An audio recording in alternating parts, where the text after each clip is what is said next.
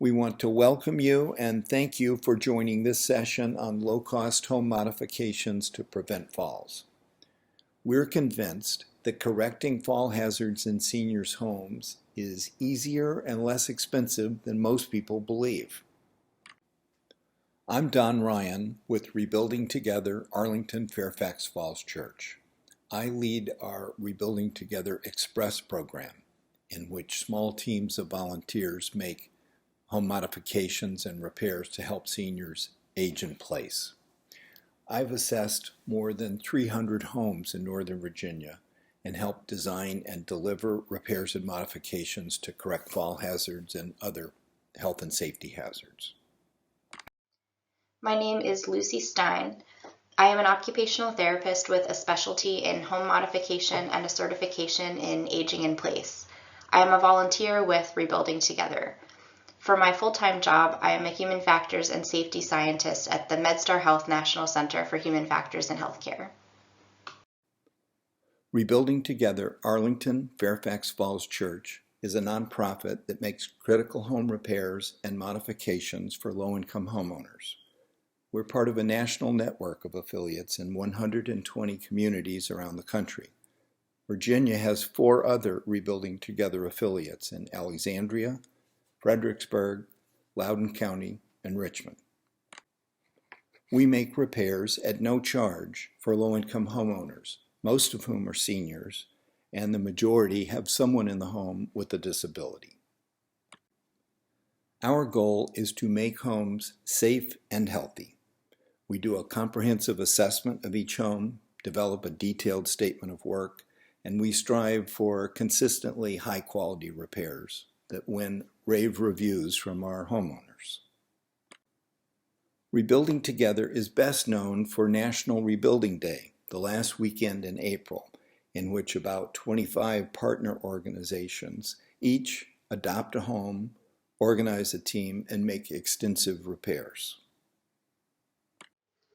Home modifications in the Rebuilding Together program place an emphasis on fall prevention because of the serious risk that falls pose to seniors. Approximately 1/3 of seniors fall each year, and most falls occur in the home. Falls account for 90% of hip fractures and cost $100 billion per year.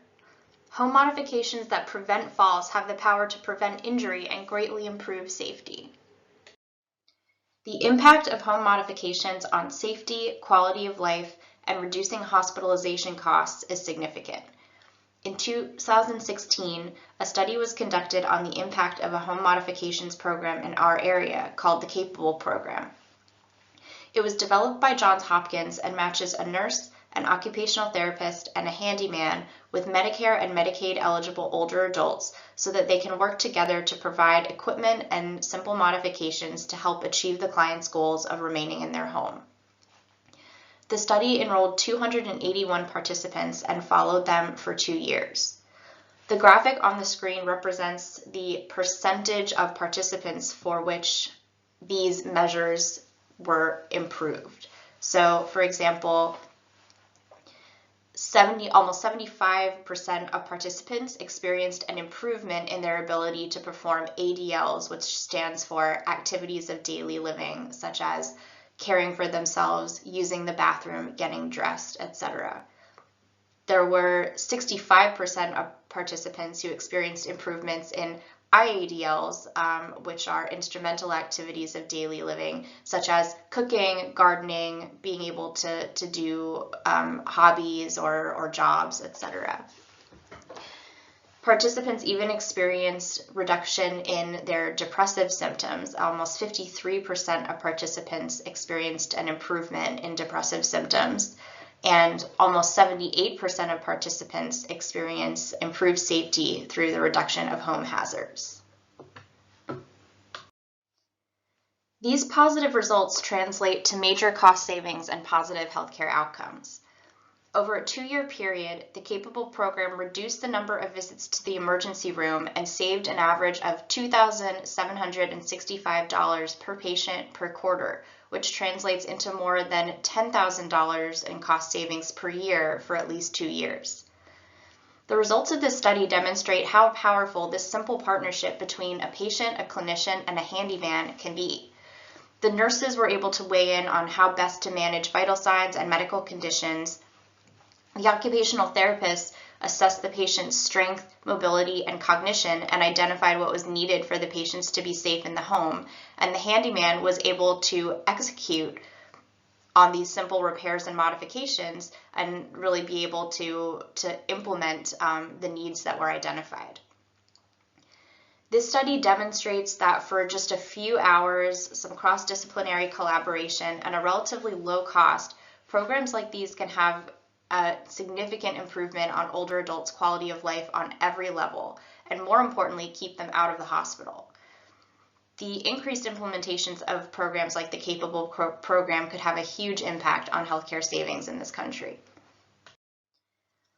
And I would just like to emphasize that the existence of these programs is critical. This is not something that many seniors can seek out and finance for themselves. Low-income seniors are at higher risk for falls just because they can't afford the cost of even very simple modifications. And they often live in older homes with increased safety and health hazards. Yet 90% of these individuals still want to remain in their home, and home modifications can really often be the difference between many low-income older adults being able to do that or having to move into assisted living. Many of our clients need only limited repairs and modifications to help them age in place. So about 5 years ago, we developed a new delivery system called Rebuilding Together Express. In a nutshell, 4 or 5 skilled volunteers work 4 or 5 hours and spend $400 to $500 on materials for each home. Most of Rebuilding Together's clients are at high risk for falls, which makes fall safety our top priority. And in fact, these modifications are among our most frequent repairs. On average, our RT Express teams correct 2.74 fall hazards per home. But in addition to fall safety, Rebuilding Together Express addresses other health and safety hazards: fire safety, moisture and ventilation problems, security, and low-cost energy upgrades. These 6 volunteer team leaders are the linchpin of our success. They all have good handyman skills, but none of them are professional contractors or remodelers. Our process begins when a team leader and I have a detailed conversation with the homeowner to understand their needs, their challenges, physical limitations, their priorities and wish list, and we have them demonstrate what they struggle with. Going upstairs, getting in and out of the tub, transferring on and off the toilet. And then we use a 4-page checklist to assess the home. This encompasses about 35 repairs and modifications. Our checklist calls for details, such as dimensions, colors, materials, such that once it's completed, it serves as our statement of work and our shopping list for materials.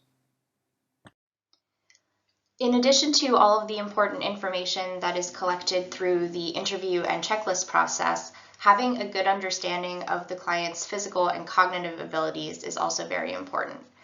When I do a home modification assessment, the information that you see on the screen is the information that I feel that I need in order to get a full understanding of the client's needs. Of course, as an OT, I'm trained to perform various evidence-based assessments such as manual muscle testing, cognitive evaluations, or measures of performance on activities of daily living. And I would recommend partnering with an occupational therapist when possible to be able to provide you that more detailed level of clinical understanding of the client's needs. However, there are factors that you can look for and identify on your own that can help tell you critical information just by being observant, and I'll talk about a few of these in more detail. Having a general idea of a person's strength and range of motion is important when considering where to position items that a person will need to grab and reach for, such as a grab bar, or when considering how someone is able to navigate a step. If someone can't lift their arms past their shoulders, then you obviously wouldn't want to position a grab bar or a detachable shower head at a height that would require them to do that. Or weak grip strength may prevent someone from effectively using a grab bar at all, and then you would want to know that in advance to be able to brainstorm other solutions. If somebody is shuffling when they walk or has trouble lifting their leg high enough to step onto the stairs, this may be a clue that they may not have the strength to navigate a step or be able to step in and out of their tub safely. And so you would want to, of course, be recommending modifications appropriately. You can learn a lot about a person's balance, strength, mobility, and endurance just by watching how they move around the house. If you ask somebody how their balance is, they may tell you that it's fine, but if they are grabbing at walls and furniture as they walk around, it's a clue that they may not be so stable on their feet and may benefit from handholds to grab onto throughout the home. Babies furniture walk for stability when they're just learning to walk, and so do adults with poor balance. If the person requires a cane or a walker in the house, or if they're moving with a very kind of shuffling gait, not lifting their feet up or taking big steps, those are also big indicators that they're unstable and that you'll want to look for any opportunity to give them something to hold on to.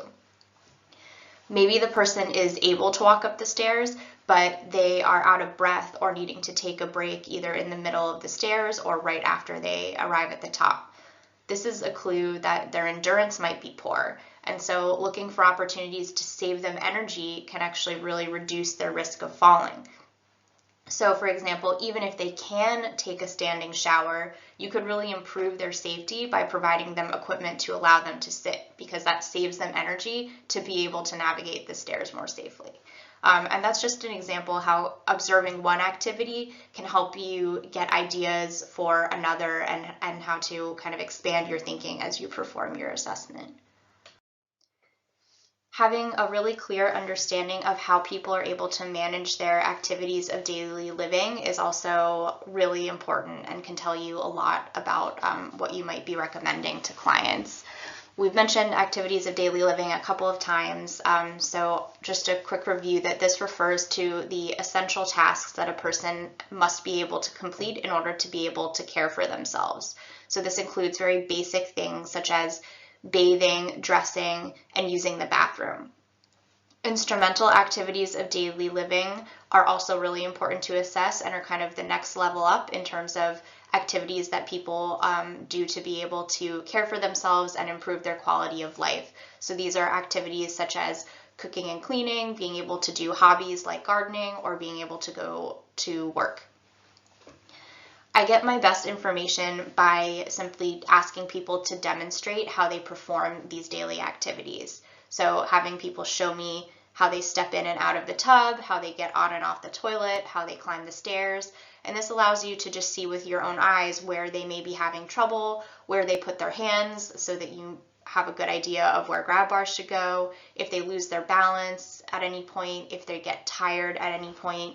And it can be a good conversation starter too. If you ask for someone to demonstrate, that can lead to deeper conversations about what activities of daily living people are having trouble with or need help with or are scary to them. That can be a really helpful question to ask too. What scares you? And this can help guide your recommendations and give an indicator of what you might need to prioritize. So again, just to sum up, being observant and asking questions helps you uncover a lot about the difficulties that people may be having that they may not immediately reveal to you. But setting the stage for kind of those revelations is really important. And so that initial client interview is really critical because it can help you kind of open the door to that greater discovery as you actually go through the home. We've completed 218 RT Express projects, and the aggregate data make clear just how widespread fall hazards are in our low-income clients' homes, even in relatively prosperous Northern Virginia. 2/3 needed a grab bar. 1/3 lacked safe access to their home. 1/3 needed brighter lighting. Currently, about 20 other regular volunteers fill out our small RT Express teams. As I said, our volunteers have good skills, but they're far from pros. For example, our most frequent volunteer, shown in the foreground, is a retired neurologist. They learn from each other, build their skills through repetition, and draw great satisfaction from our projects. It's remarkable what a difference a few skilled hands can make in a couple hours. Our RT Express teams corrected 95% of fall hazards, an average of almost 3 fall hazards corrected per home, at less than $500 for materials. We were thrilled to receive the Commonwealth Council on Aging's 2018 Best Practices Award. Now we're going to turn and give you a whirlwind tour of about 40 modifications, along with the cost of materials for each. Let's start with grab bars, which one of our clients is proudly displaying here. Rebuilding Together uses 1 1/4 inch stainless steel grab bars with a peened finish to give a good grip, with covers that conceal the screws. These are very affordable, ranging from $17 to $30.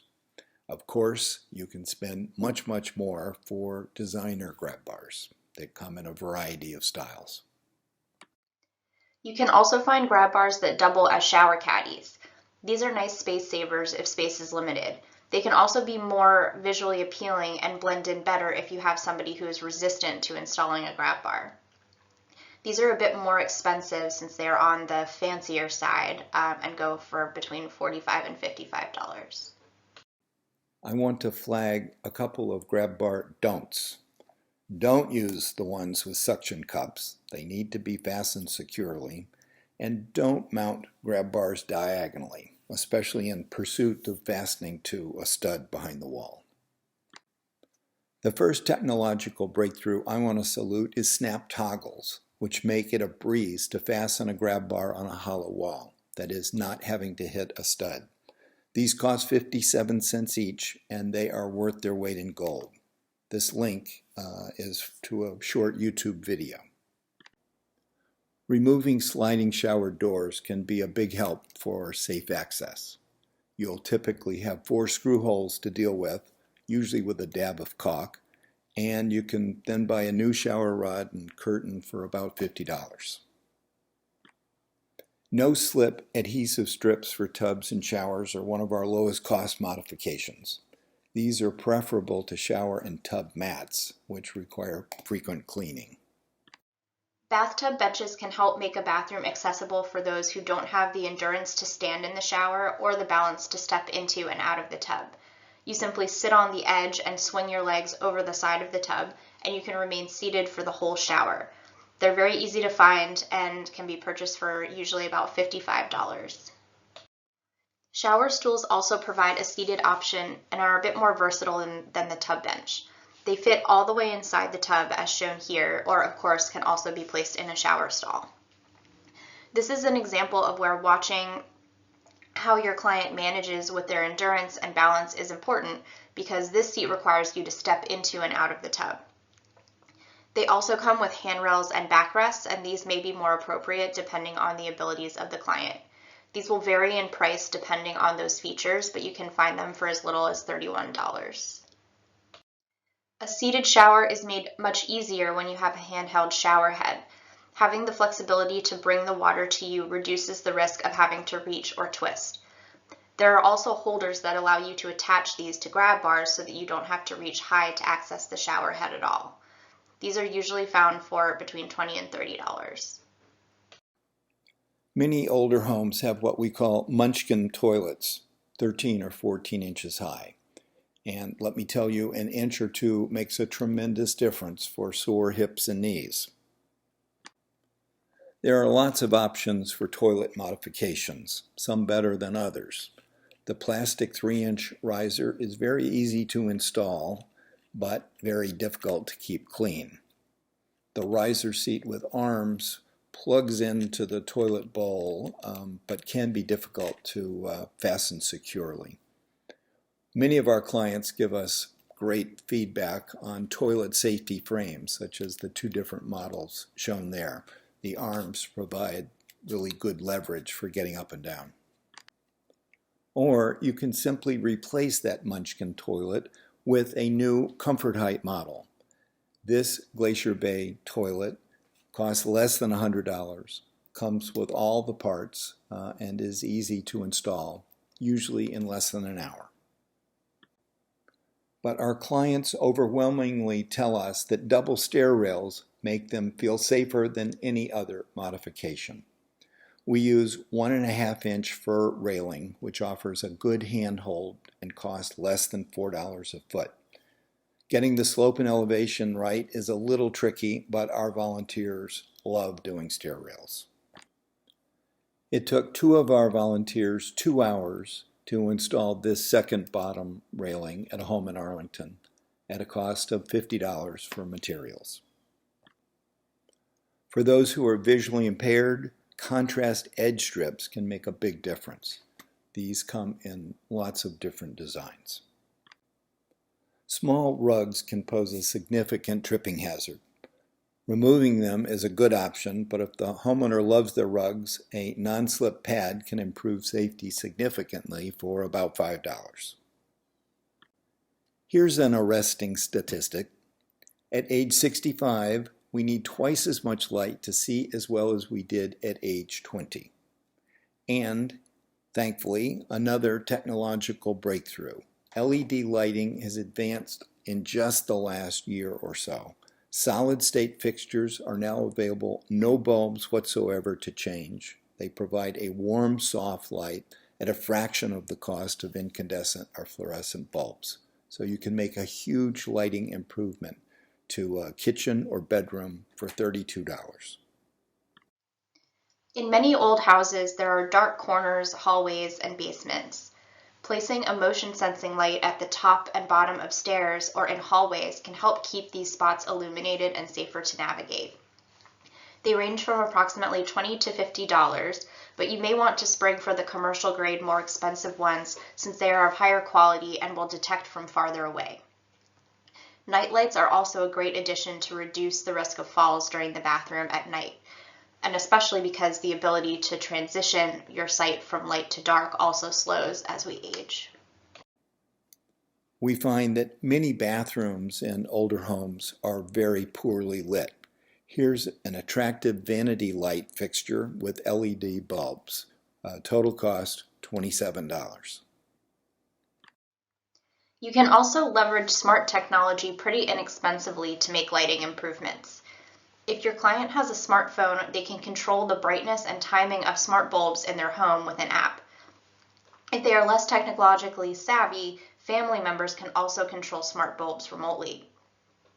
They also work with voice control, so with Amazon Alexa or Google Home, you can tell your lights to turn on and off. Helping somebody to set a schedule can ensure that the lights can be automatically on before a client arrives home or before it gets dark in order to prevent falls. And these smart bulbs come in many variations, and a 4-pack can cost as little as $23. Now let's take a look at lighting outside. Safety and security can both be improved by exterior lighting that's motion activated or on a photo sensor. If you have to run a new electrical circuit, that can be complicated and expensive, but replacing an existing light fixture with one of these can only cost $50 to $75. Another outside exterior modification is pruning, trimming back trees and shrubs that are encroaching on walkways, both a safety hazard and a security issue. Many older homes have uneven front steps due to concrete settling, usually either the top step or the bottom step. Variations in the height of steps is a real fall hazard. 3 bags of concrete and some scrap lumber standardize the height of these risers for $15. For many homes, that first step to get inside at the front door is daunting. A half step can be an affordable solution. On the right, the custom-built steps made this homeowner's sliding glass door safely accessible for about $50.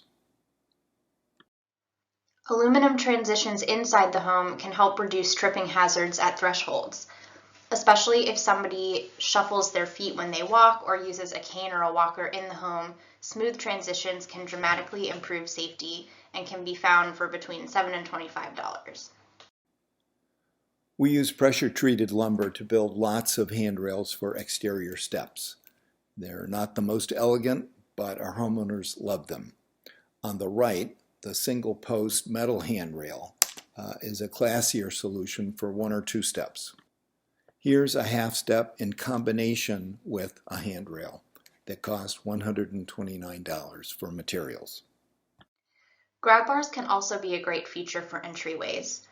If you see someone putting a hand on the wall outside of an entryway or trying to reach their hand in to grab a door frame to pull themselves up, that is a good indicator of when a grab bar at an entryway could be beneficial. Same price ranges apply as for regular grab bars here, although prices may go up if you are looking for something that blends in a little more with the exterior. Many older homes have bathroom doors that are only 24 or 28 inches wide, which make it difficult for someone with a walker or wheelchair to enter. Swing clear hinges, also known as offset hinges, can add 2 inches of extra room for $24. A simple repair that takes only about 20 minutes.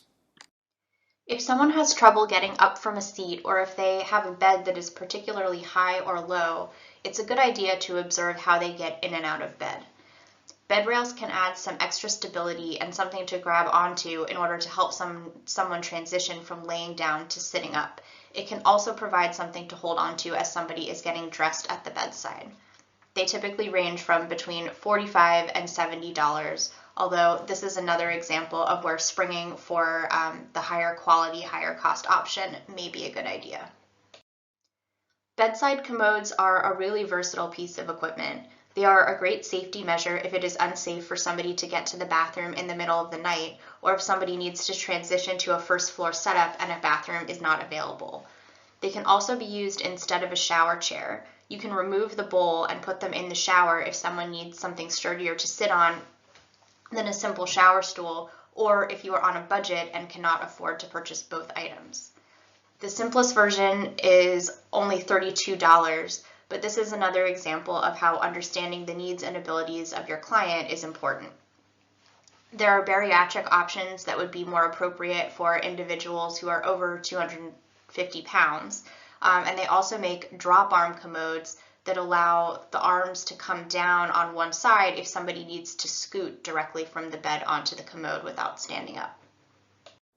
Our comprehensive home assessments often identify structural failures, fall hazards, and other health and safety hazards. These deck stairs were a disaster waiting to happen and an easy fix for our team. We are all focusing on fall safety first and foremost, but I want to urge you to consider other widespread safety hazards that you can correct for $100 once you have a handyman in the home. Look at the strikingly high prevalence of these hazards in our low-income clients' homes. Poor housing quality accounts for significant disparities in health by race and income. So we want to challenge you to consider how you can deliver home modifications to your low-income senior clients. You may find Rebuilding Together's volunteer-based system a little quirky, difficult to replicate, but there's a bigger message here. If Rebuilding Together can train volunteers with basic skills to make high-quality modifications, you can do it too, with an occupational therapist and a good handyman. We've given examples of many low-cost home modifications to prevent falls, but there are scores of others, and your best reference is AARP's Home Fit Guide, which you can download from AARP's website. Here's the website and phone number for Rebuilding Together Arlington Fairfax Falls Church, and also contact information for Lucy and me. We appreciate your attention, and we look forward to responding to your questions.